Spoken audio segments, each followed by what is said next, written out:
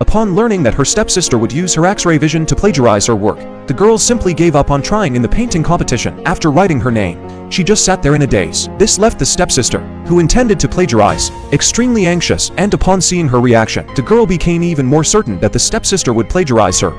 It turned out the girl had been reborn. In her previous life, her stepsister had plagiarized her ideas, but after submitting her work first, she falsely accused the girl of plagiarizing her. Not only did this ruin the girl's reputation completely, but the stepsister also tried to kill her when no one was around. Right before her death, the girl finally learned from the stepsister's mouth that the stepsister actually had a pair of X-ray eyes. However, to her surprise, after being pushed off a tall building by the stepsister, the girl was reborn and returned to the day of the painting competition. She immediately made a secret vow that in this life, she would make the stepsister pay the price to prevent the stepsister from using X-ray vision to plagiarize her again. The girl deliberately gave up on trying right after the competition started. Half of the competition time had passed, yet she had only written her name on the canvas. Seeing this, the stepsister indeed started to panic. 姐姐，你还不开始画吗？ However, the girl was not in a hurry at all. She even planned to collect a little interest for her revenge while she was at it.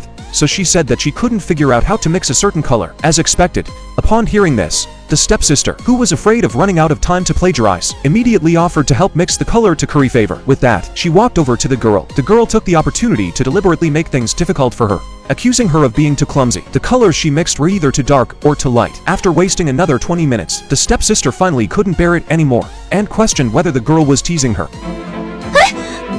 你怎么这么蠢？我要五彩斑斓的黑，抓紧时间给我调。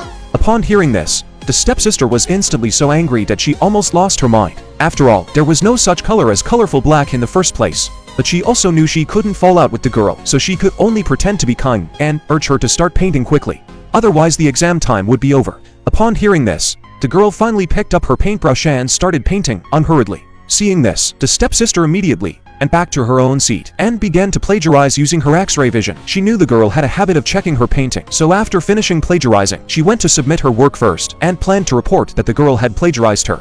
Little did she know that the girl had set a trap in her own painting. 果然上当。